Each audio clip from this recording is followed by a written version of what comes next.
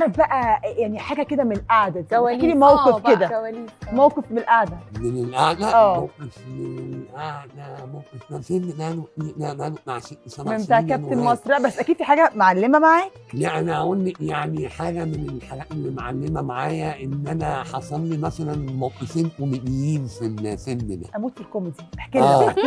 يعني أول واحد إن أنا رحنا العين السخنة مم. نصور هناك المشاهد الخارجي. مم. فأول مشهد ليا مم. ملعب نلقوا عليه دريل أها. والمفروض بنلعب على الدريل، فاحنا بنلعب مش واقع متزحلق وقعت على صدري. وده موقف مضحك.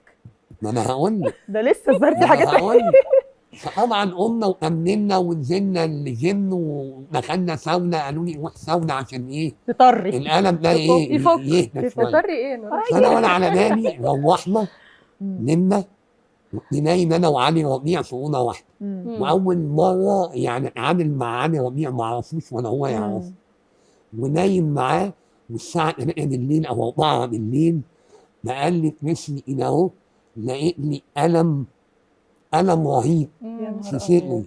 فقلت الله يلعن ابو الشغلانه على اللي عايز يمثل على اللي يا ولاد الذين مين نايم جنبي؟ علي من فوقي، انا فوقي جاب اخر الدنيا من الالم.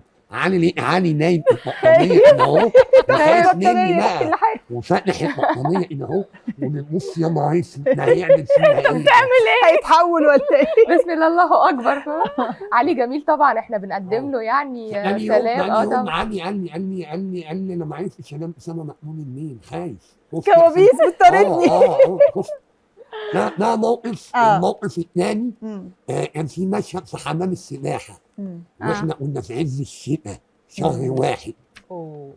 ومره واحده قالوا لي هتنزل الميه يا جماعه، قالوا لي لا مفيش حل هتنزل الميه. نزلت الميه فطالع من الميه كان سقعان بقى. والفندق مثلا في حوالي 400 اوضه مفيش الا 10 15 اوضه اللي احنا فيهم. فدخلت الاوضه لقيت علي ربيع دخل قبليه دخل الحمام. فلقيت انا قاعد بره حوالي نص ساعه بترعش عايز اخش الحمام اغير والشطف. علي ربيع طلعني بعد نص ساعه بقول له يا اخي انت ما عندكش رحمه، شايفني عمال اترعش بره برضه علي ربيع عايز اخش الحمام ما هو معايا في الاوضه.